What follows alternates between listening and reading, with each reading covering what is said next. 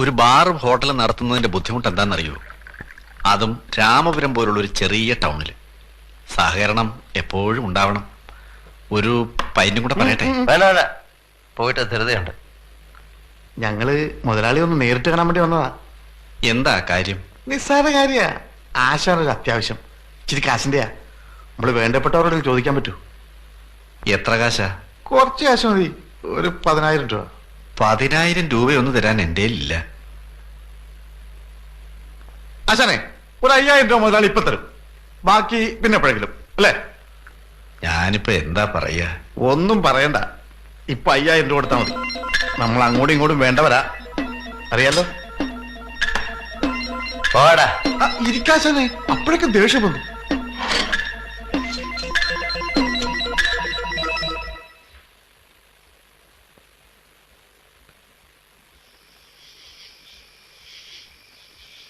ആരത്? ഞാനാ. ആരാടി?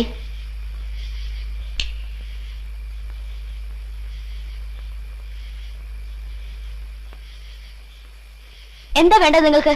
എനിക്കൊരു കാര്യം പറയാനുണ്ട്. ഈ രാത്രിയിലോ? ക്ഷമിക്കണം. നിങ്ങൾ കുടിച്ചിട്ടുണ്ടല്ലേ? കുറച്ച്. നമ്മളൊക്കെ പിഴച്ചുപോയ ജീവിതങ്ങളാണ്. അറിഞ്ഞുകൊണ്ടാണോ? അല്ല, ഒരു കോവിലകത്ത് ജനിച്ച നിങ്ങൾ ഇങ്ങനെ SI ആകാൻ ട്രെയിനിങ് ഓർഡർ കാത്തിരുന്ന ഞാൻ ഇങ്ങനെ വിധി നമ്മളെയൊക്കെ ഇങ്ങനെ പന്ത് തട്ടി കളിക്കുകയാണ്. കളിക്കട്ടെ. ജോസിന്റെ കൈ കൊണ്ട് മരിക്കാൻ വന്നതാണ് ഞാൻ. ജോസ് ഒന്ന് ആഞ്ഞടിച്ചാൽ ഞാനില്ല. എന്നിട്ട് ഞാൻ കൊന്നു. എങ്ങനെ കഴിഞ്ഞു എന്ന് എനിക്കറിയില്ല. ഞാൻ കൊന്നു. ഇപ്പൊ ഇതൊക്കെ എന്തിനാ ഞങ്ങളോട് പറയണേ? നിങ്ങളെ ഞാൻ അനാഥരാക്കി. രണ്ടു ഭാഗത്തും നഷ്ടം തുല്യം. നിങ്ങൾക്ക് നിങ്ങളുടെ ജീവിതം, എനിക്ക് എന്റെ ജീവിതം. ഇത് പറയാനാണോ രാത്രി കള്ളും കുടിച്ചു വന്നത്? കുടിച്ചപ്പോ ഇവിടെ വരാനും ഇത്രയും പറയാനും ധൈര്യം ഉണ്ടായി. എന്താത്? കുറച്ച് കാശ. ഇനി ഈ കുട്ടി നക്കാപ്പിച്ച കാശിനാ ജോലിക്ക് പോണ്ട. മേല ഒരുത്തനും നിങ്ങളുടെ നേരെ ഒന്നും മിണ്ടില്ല. ഞാൻ നോക്കിക്കോളാം എല്ലാം. ഓ, രക്ഷകർത്താവുകയാണോ? എന്റെ കടങ്ങൾ വീട്ടുകയാണ് ഞാൻ മൂലം നഷ്ടപ്പെട്ട എല്ലാവർക്കും തിരിച്ചു കൊടുക്കണം. നിങ്ങൾ കുറെ പണം തന്നാ ഞങ്ങൾക്ക് എല്ലാം തിരിച്ചു കിട്ടുമെന്നാ കരുതിയേ? ഒന്നും വേണ്ട, ഞങ്ങൾ എങ്ങനെയെങ്കിലും ജീവിച്ചോളാം. ഞങ്ങളെ ഉപദ്രവിക്കാതിരുന്നാ മതി. അങ്ങനെ പറയരുത്. ഇത് വാങ്ങണം, എന്റെ ഒരു മനസ്സമാധാനത്തിന്. പണം തന്നാ നിങ്ങൾക്ക് മനസ്സമാധാനം കിട്ടും. എനിക്കത് കിട്ടില്ല. ഇനി നിങ്ങൾ ഇവിടെ വരരുത്. പ്രായപൂർത്തിയായ ഒരു മോളുണ്ട് എനിക്ക്. എന്റെ മോളായി ജനിച്ചു പോയതിന്റെ ചീത്ത പേര് വേണ്ടോളം ഉണ്ട് അവൾക്ക്. അതിന്റെ കൂടെ ഇപ്പോ നിങ്ങളെപ്പറ്റിയും. അവളെ ഒരാണിന്റെ കൂടെ പറഞ്ഞയക്കണവരെ എനിക്ക് മനസ്സമാധാനം ഇല്ല. ഇനി സഹായിച്ച് ഞങ്ങളെ നശിപ്പിക്കരുത്. ഞാൻ ഇവിടെ വിവാഹം കഴിക്കാം. എന്ത് വിവാഹോ? ഓ, അപ്പൊ അതാണ് നിങ്ങളുടെ മനസ്സിലല്ലേ? ഒരിക്കലും അങ്ങനെ ഉണ്ടായിരുന്നില്ല. പക്ഷെ ഇപ്പോ എനിക്ക് കഴിയുന്നത് ഞാൻ ആലോചിച്ചു പോയതാണ്. നല്ല ആലോചന. ചട്ടമ്പിയായിട്ട് നടക്കണം നിങ്ങൾക്ക് എന്റെ മോളെ കല്യാണം കഴിച്ചു തരാനോ? ഒരു കൂലി വേലക്കാരനെ ഞാൻ സമ്മതിക്കും. ആയുസിന് പോലും ഉറപ്പില്ലാത്ത ഒരു ചട്ടമ്പിക്ക് ഞാൻ അവളെ കൊടുക്കില്ല. ഞാൻ അനുഭവിച്ചതാണ്. എന്റെ മോക്ക് ആ ജീവിതം വേണ്ട. കടന്നു പോണം. ഇനി പഠിക്കാത്ത കയറരുത് നിങ്ങള്. കേട്ടോടി, ഓരോരുത്തരുടെ മനസ്സിലിരിക്കുന്നത് കേട്ടോ. അകത്ത് പോടി.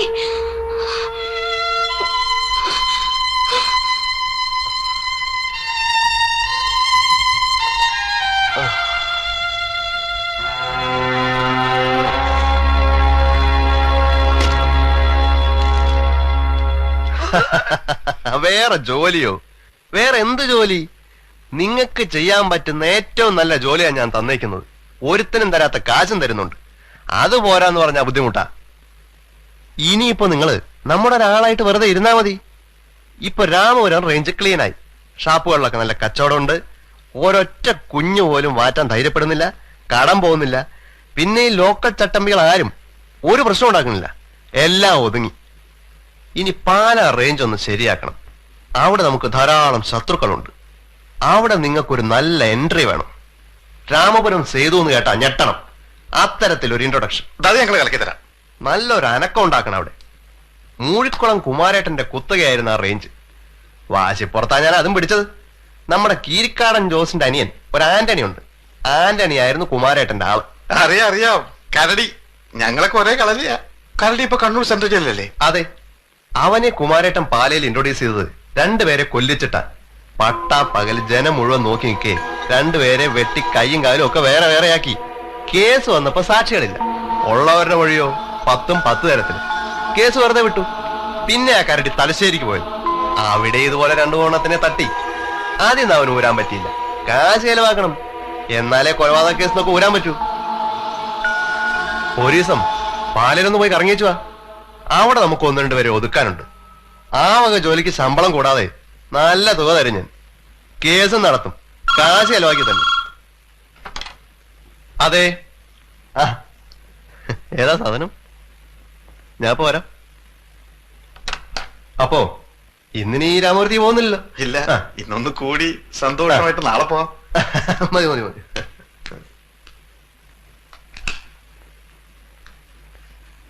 എന്നാ നമുക്ക് പാലയ്ക്ക് പോണ്ടത്?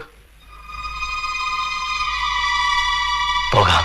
കരടി വിലസിയ സ്ഥല, നമ്മളവിടെ പുലിയായിട്ട് ഇറങ്ങണം. ആശാൻ എന്താ ഒരു മൂഡൌട്ട്? ഒന്നുമില്ല. കൊല്ലുന്നത് വെറും ഒരു തമാശ. ഇതുവരെ കാണുക പോലും ചെയ്യാത്ത ആളുകളെ കഴുത്ത് വെട്ടണം, അല്ലെ കഠാര കയറ്റണം. കൊന്നാലേ നമുക്ക് പേരുള്ളൂ, അതിന് പണം വേറെ. കൂടുതൽ കൊന്നാൽ കൂടുതൽ പണം, പ്രശസ്തി.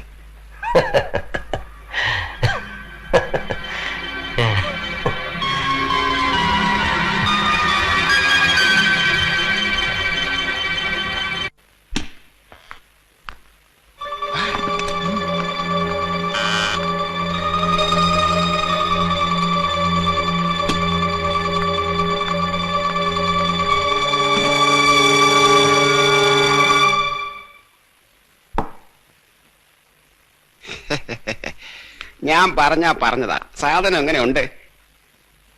നാണിക്കാതെ ഇങ്ങ് അടുത്ത് വാ, മുതലാളി ഒന്ന് കാണട്ടെ.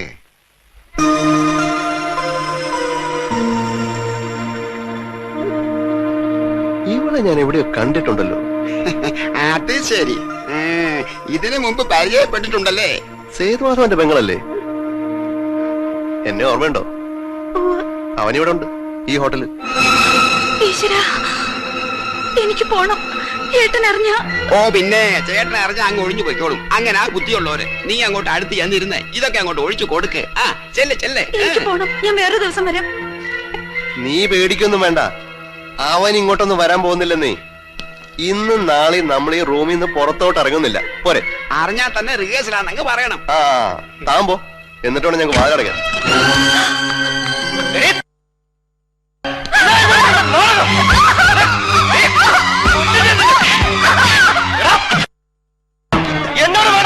ഒരാൾ കൊണ്ടുവന്ന ഇവിടെ വന്നപ്പോൾ ഞാൻ ഇവളാണെന്ന് അറിയുന്നത്. അറിഞ്ഞപ്പോഴെങ്കിലും നിനക്ക് ഒഴിവാക്കാൻ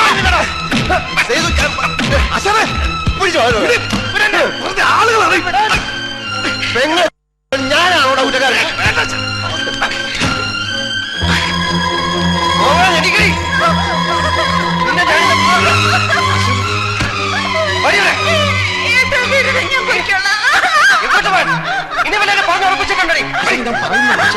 നമ്മുടെ പല്ലിന്റെ ഇടവത്ത് നാട്ടിൽ ആകെ നാളില്ലേ? ഇനി എന്തോ പറയാൻ? നിന്നെ ഞാൻ കൊല്ലും.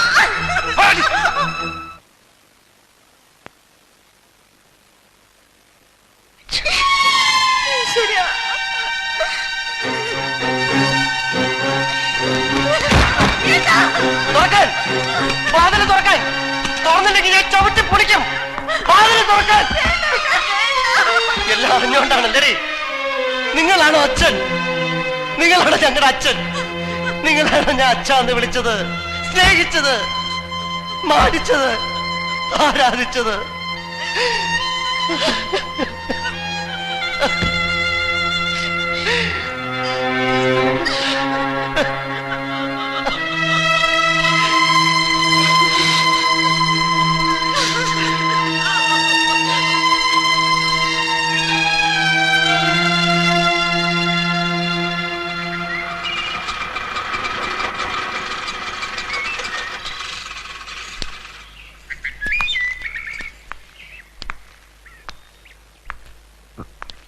വേറെ ആരും ഒന്നും അറിയണ്ട. വെക്കോ. ഏട്ടൻ വരണില്ലേ? ഇല്ല, ഇനി ഞാൻ ഈ വീട്ടിൽ കാലുകുത്തണമെങ്കിൽ നമ്മുടെ അച്ഛൻ അച്ഛനെന്ന് പറയുന്ന ആള് മരിക്കണം. ഏട്ടാ, നമ്മുടെ അച്ഛൻ പാവമാണ്. ഞാൻ ചീത്തയായതറിഞ്ഞ് ആത്മഹത്യ ചെയ്യാൻ പോയ ആളാണ് നമ്മുടെ അച്ഛൻ. അന്ന് ഞാൻ കണ്ടതുകൊണ്ട് രക്ഷപ്പെട്ടു. പിന്നീട് ഇനി ഉണ്ടാവില്ല എന്ന് വാക്ക് കൊടുത്തിട്ടും പാലിക്കാൻ പറ്റിയിട്ടില്ല. എന്റെ ഉറപ്പിലാണ് രമേശൻ പഠിക്കണത്. അവനെങ്കിലും നന്നാവട്ടെ എന്ന് കരുതി. പിന്നീട് അറിഞ്ഞിട്ടും അറിയാത്ത ഭാവത്തിലിരുന്ന് ഉരുകുന്ന നമ്മുടെ അച്ഛനെ ഞാൻ കണ്ടിട്ടുണ്ട്. ഞാനാണ് ക്രൂരത കാണിച്ചത്. നിർബന്ധിച്ചു കൊണ്ടുപോകും കൂട്ടിന്.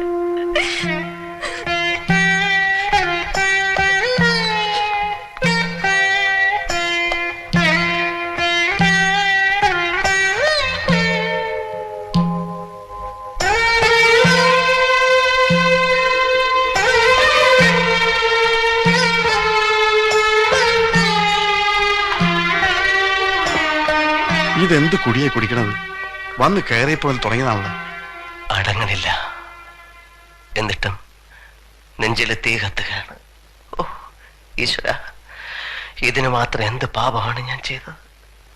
വിഷമിക്കണ്ട ആശാനെ, എല്ലാവരുടെ ഉള്ളിലുണ്ട് തീ. എന്റെ ഉമ്മ ആരാണെന്നറിയാമോ? കൊല്ലത്ത് ചിന്നക്കടയിൽ ഒരു ലോറി ബീവാത്തുണ്ട്. ലോറിക്കാർക്കൊക്കെ അറിയാം. ആ ഉമ്മയുടെ മോന. കൊല്ലത്ത് പോകാൻ എനിക്ക് പേടിയാ. ഇപ്പോഴും ഉണ്ട് എൻ്റെ ഉമ്മ, വയസ്സായിട്ടും. എന്നെ കാണുമ്പോ എല്ലാവർക്കും ഒരു തമാശയാ. പക്ഷെ എൻ്റെ ഉള്ളിൽ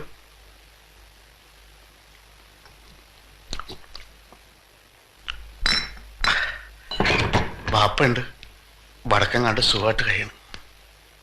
ആ എന്താ നജീബേ, 100 അടിക്കണോ?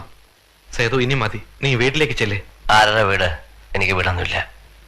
ബാപ്പ ഒരു വിവരം പറഞ്ഞു. സ്റ്റേഷനിൽ മെസ്സേജ് വന്നതാ. നിന്റെ അച്ഛൻ ദിവാകരൻ മുതലാളിയുടെ ഹോട്ടലിൽ മരിച്ചു. ഫാനിൽ കെട്ടി തൂങ്ങി.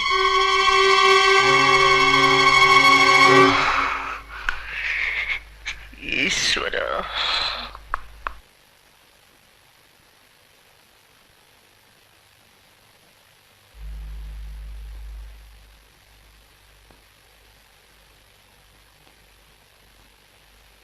പോലീസുകാർ അന്ന് അച്ചുവിന്റെ സാധനങ്ങളുടെ കൂട്ടത്തിൽ ഒരു കത്തുണ്ട്. നിനക്ക് എഴുതി വച്ചതാ.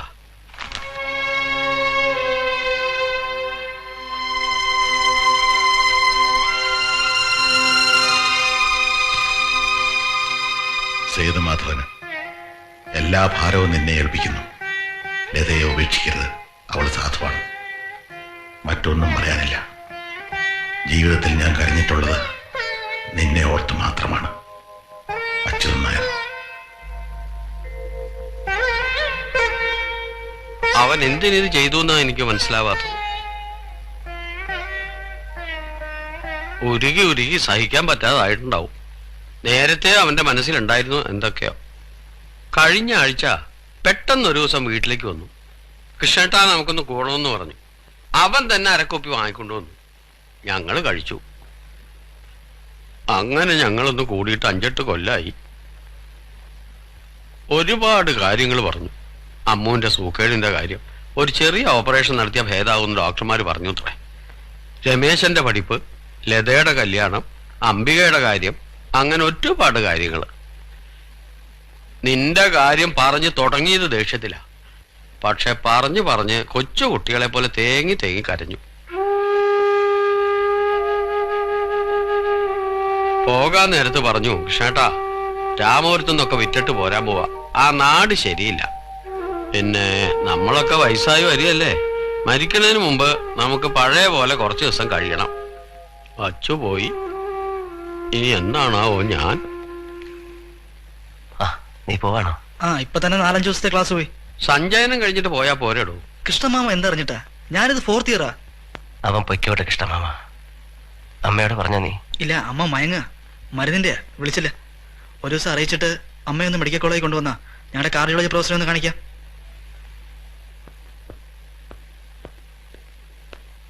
ഏട്ടാ ഒരു മിനിറ്റ്.